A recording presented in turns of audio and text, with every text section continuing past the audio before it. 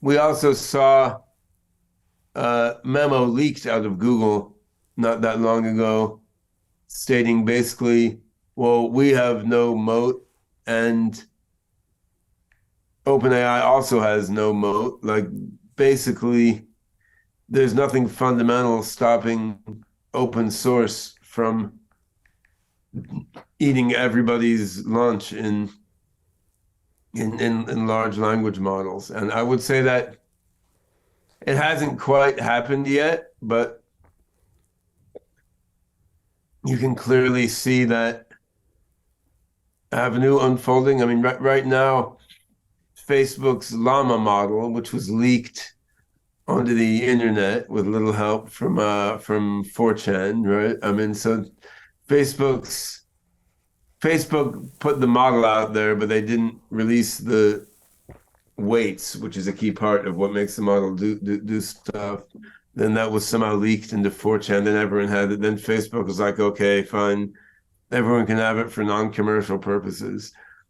The amount of work that's been done on the open source Llama model just in the last weeks has been tremendous. Right now, GPT-4 seems smarter than Llama. Llama's around the GPT 3.5 level. It seems like, but it's clear that's not a fundamental lead that can't be overcome either, right? So the Google engineer who wrote the there is no moat memo was just looking a little ahead in the future, and he's seeing, well, what the open source world will do with LLMs is going to be cooler and cleverer than what big tech companies do with LLMs, just because there's more people out there in the open source community than any one company. So the lead of having a model with more parameters in a big tech company is not tremendously sustainable. I mean, given that VCs are out there funding companies building open source LLMs, right? I mean, Stability AI is there, for example, and the Eleuther is there, and Zarka, which you mentioned, which is a singularity net ecosystem project aimed at training neural symbolic LLMs running in a decentralized fabric. I mean, this is going to do open source large language models also, right? So, I mean, the investment community is funding smaller tech companies with open source friendly business models.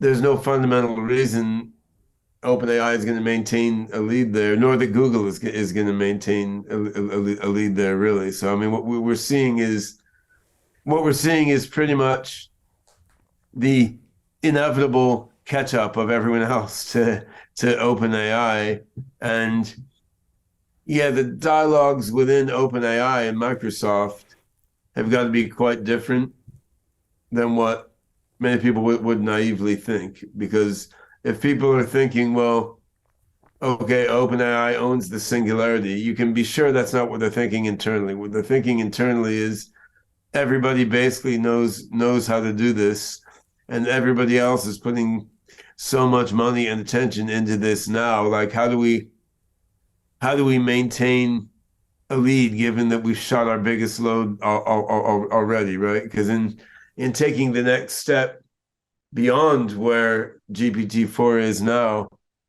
it's not clear that OpenAI / Microsoft has an especially big advantage, right? Like Sam Altman has already been quite public saying, well, training bigger and bigger models on more and more parameters may be interesting, but it's not like the magic sauce to incredible future progress.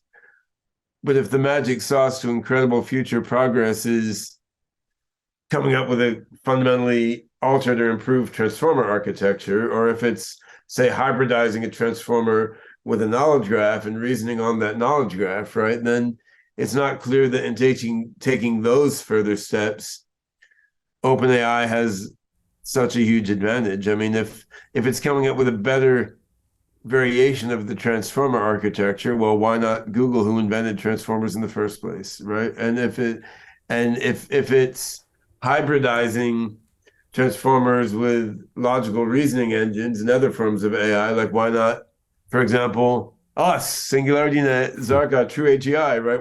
Why not us who have been hybridizing neural nets with logic and evolutionary systems for decades, right? Like they're OpenAI's lead in the next leg of the AGI race is not especially obvious when you dig in deeply, though they've gotten certainly an interesting mind share and market share lead. But I'd say that, you could try to draw an analogy with Google's lead in search, but I don't think it's a perfect analogy in that Google had a sort of positive feedback loop with search and ads, right? So that they got people locked into search, then they got people clicking on ads, and because there were people clicking on their ads, companies used AdSense. So there was this advertising revenue model that had this sort of flywheel effect there, right? And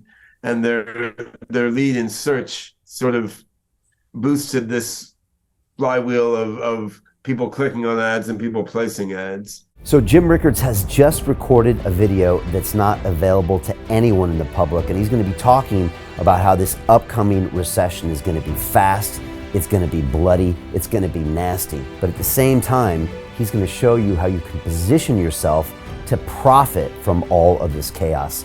Now, we've made this video only available to our viewers. Go to londonreal.tv/Jim. Watch that immediately. I can't say enough good things about Jim Rickards. He understands the global economic system better than any guest I've ever had on London Real. His predictions are almost uncannily true, and you can learn how to profit from his vision, from his expertise, and his understanding of economics. So go to londonreal.tv/Jim or click the link below. It's an excellent, excellent look on what's going to happen in the future and how you can position yourself to profit from that. Jim is one of the best in the business, one of my favorite guests on London Real, and he's very, very good at predicting the future and showing us all to profit from it. So click the link, and I hope you enjoy.